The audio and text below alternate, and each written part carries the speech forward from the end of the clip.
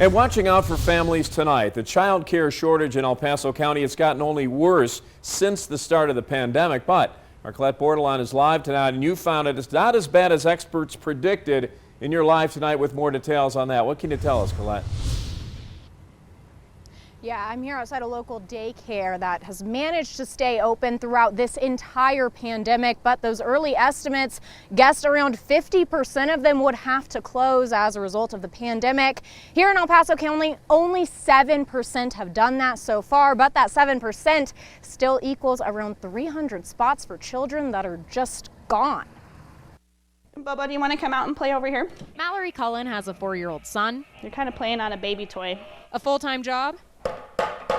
And I'm also 8 months pregnant. when the pandemic first started, preschool stopped. While they reopened in September, there was a big gap where there just wasn't that option available. So you go from at least a little bit of help to no options at all. She and her husband still have to work. In a time where most people are not making more, we're making less. Less money, more decisions. It presents life choices that you hope to not really have to make. In May, the Alliance for Kids in El Paso County surveyed around 2,000 families with kids under 5 years old.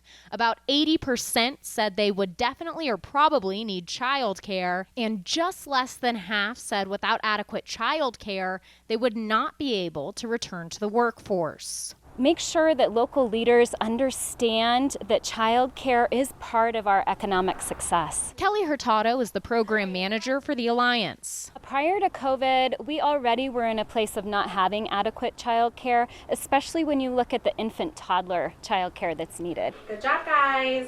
Little Sprouts Learning Center says they've seen their enrollment fluctuate. We have spots open in our infant classrooms, which is very rare for this time of year. At the beginning of the pandemic, enrollment was very low. Some employees were furloughed until the loan money kicked in. Most brought back a few weeks later. But we did have some staff that had little ones at home, and it really made more sense for them to stay home and face those challenges in their home environment. While parents continue making tough choices. You're not alone. Everybody is dealing with some sort of struggle, especially if you have children and young children. Looking to their kids for the kind of supports only they can give.